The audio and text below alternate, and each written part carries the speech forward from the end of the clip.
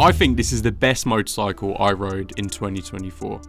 Yamaha's 4th gen MT-09 is a culmination of a hooligan nature, a versatile CP3 triple motor, and a heritage stemming from the dark side of Japan that has rocketed the MT range, the masters of torque, right to the top of the sales charts in the UK and Europe and beyond, for over 10 years since its initial launch. Now, this review was filmed during the launch ride of the new Y-AMT, automated manual transmission system, and as it's not strictly a base model MT-09, it's going to be more of an overview of the bike from a day's ride, and a bit from me here back at the Bike Matters HQ in the UK.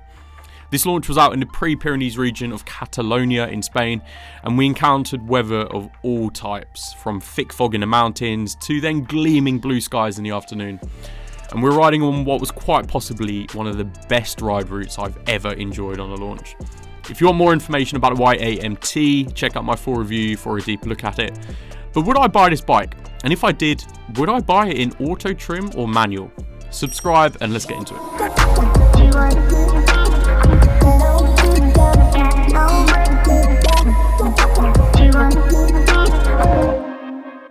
So naturally, press it, it finds a key. Switch it on, happy days, we're away already. So this motor is the CP3, it's the triple, and if you check out the video on the XSR 900 GP, we found that motor is absolutely sublime. It's really, really nice to work with. For £10,106 you can pick up the newest generation MT-09, and right now in dealers are 3 colour options: Tech Black, which is as ridden on the day, Icon Blue, and Ice Storm, which is grey with bright blue wheels. I'd say it's in that order for my favourites too. An additional £550 for the Y-AMT system, which also gives you a smart key, like on the SP model. But other than that, both variants are basically the same. And speaking of, the SP variant is right at the top of my wish list to ride in 2025. Anyway, power figures are quoted at 117 brake horsepower at 10,000 RPM and 93 Nm of torque at 7,000 RPM. It's a double overhead cam with 4 valves, a 6-speed gearbox and a 14-litre tank. This generation has the airbox intakes, or as Yamaha put it, the acoustic amplifier grills on top of the tank, giving you a bit of a whine and feedback from the engine as you twist on through the rev range. Note that the shift mechanism I speak about when riding is the Y-AMT, that of course doesn't exist on the MT-09. When I say this CP3 motor is versatile, I mean it in 2 ways, as it's used in different configurations on the road and also its output as you ride. On this MT you can find torque seemingly everywhere, whether you're chucking it from left to right on the twisties or chasing the top end power at peak cruise. It's compliant to your needs and an absolute thrill to ride. You have a 6-axis IMU with lean sensitive rider aids, back slip regulator, slide control, lift control, cruise control, and all the rider modes, plus customizable options with all the tech you need. It's all controlled through a 5-inch TFT dash, and I really enjoyed using that on the day. Only the SP has the additional track modes to go with the uprated suspension, uprated brakes, and smarter styling, but that's priced at £11,806 if you were wondering. So, we've just slowed down for the first time, and we've landed ourselves in a little town, and it's a good way to see how this bike responds to being ridden at low speeds with traffic around, pedestrians, and so far so good. Of course there's no clutch, and usually when you're in town you're worrying about the clutch quite a bit, but it seemed very responsive.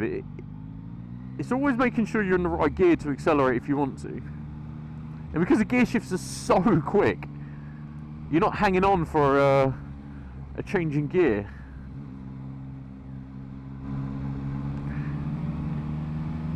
I've got it in D mode at the moment, as opposed to D+. Oh, here we go.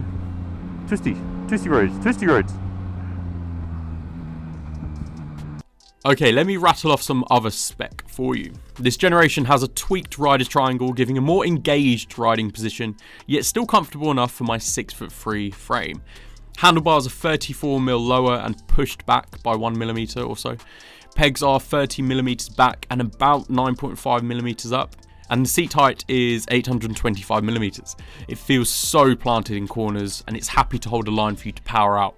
Key to that as well was the tank with its unique lines where you could really grip onto the tank as you're leaning into a corner.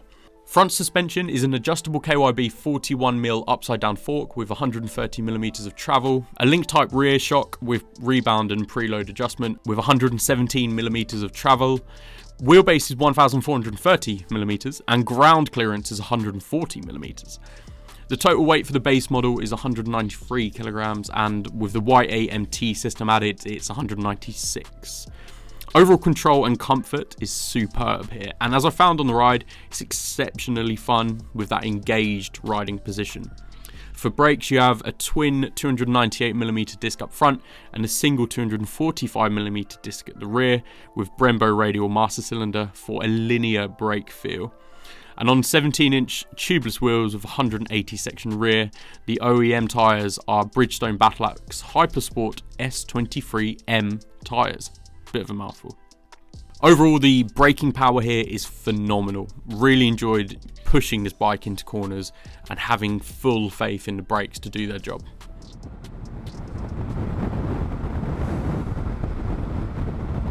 Gotta say, on the MT-09, the new switchgear is quite a nice little mechanism. God, this bike is good. It's so good. It's so good.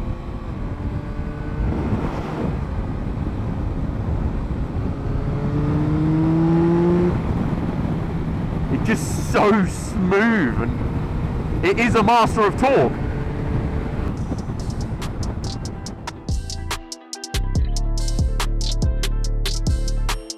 Yamaha updated the MT-09. They revealed it at EICMA, they showed it at Motorcycle Live if you were there. Of course, they've updated quite a bit with this generation, and it is the top spec MT-09. You could argue that this is one of the best bikes in the hyper-naked category, and I'd agree. I mean, the inline 3, the CP3 motor, is tried and tested. It's a brilliant, brilliant, brilliant motor. You know, I absolutely love it in the Tracer 9. The Tracer 9 GT Plus we reviewed, and that's just a brilliant bike. And the CP3 motor just has so much torque, so much power and potential. You know, even in applications like the XSI 900 GP, which we rode earlier this year, it's just a fantastic engine. Probably one of the best out there.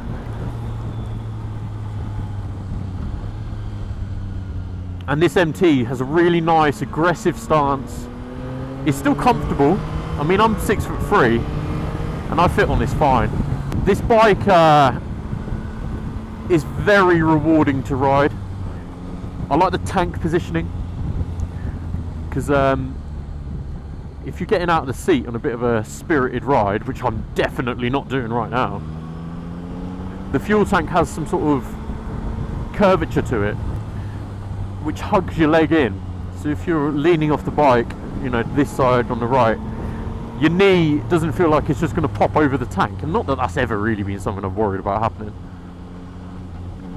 but it just feels comfortable and secure in there. It feels like you've got a good purchase over the bike and quite a lot of control. I feel like anyone could jump on this and enjoy it. You can ride it really calm and chill, or you can push the motor and really try and get something out of it. But I really enjoy it. Seat's comfortable, engine's good, suspension is pretty bang on. There's always the MT-09 SP if you want to have uprated suspension. There is a lot of buttons on the left switchgear.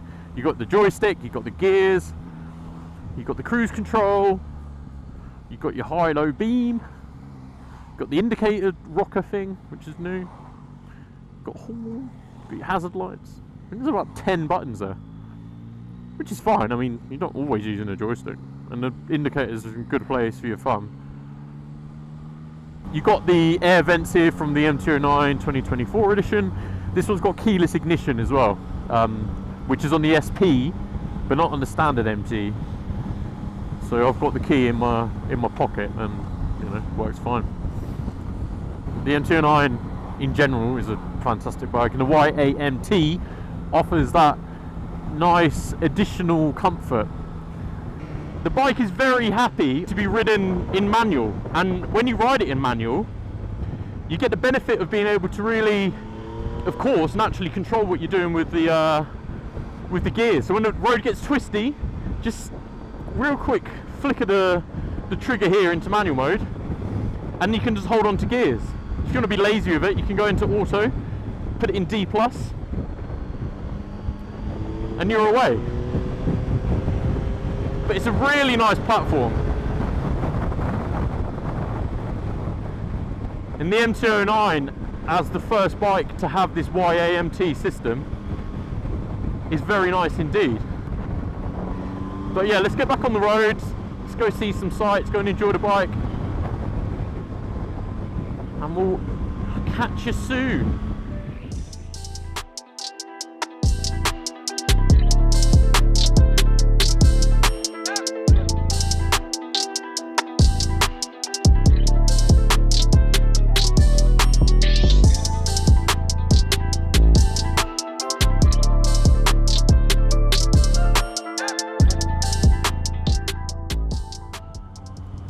But yeah, I mean, would I buy the Y-AMT MT-09? Such a word soup, isn't it? I mean, I wouldn't be against having this automatic transmission at all. I think it works nicely.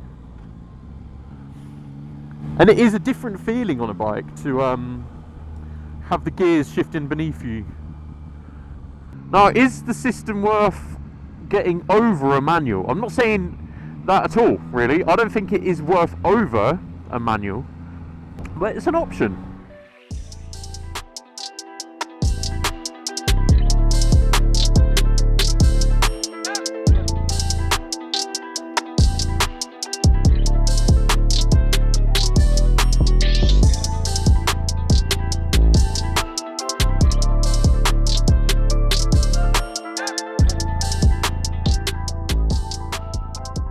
So I seriously enjoyed this MT-09 ride, with or without the Y-AMT system. It's certainly one of the best bikes I've ever ridden.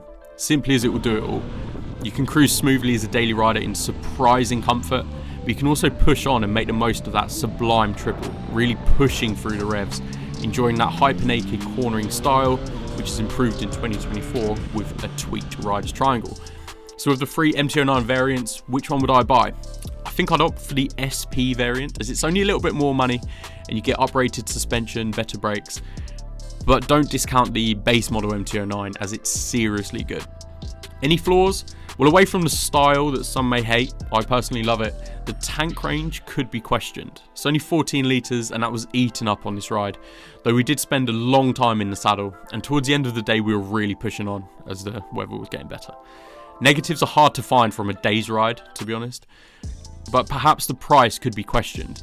What with Honda's CB1000 Hornet hitting the scene at £8,999 for the base model and 155 brake horsepower, or the SP, which is £1,000 more and it's got better suspension. But this MT-09 does have a 6-axis IMU and better electronics, so it depends what you want. But what a fantastic bike this MT-09 is. It's well worth a test ride, and I'd be very tempted in by this personally. Might have to do a further review in 2025, so let me know if you have any questions about this MT-09 and if you want to see this in 2025. Go and watch the Y-AMT review if you want more on the automated transmission and more from the MT-09 launch ride. Subscribe to, and ciao.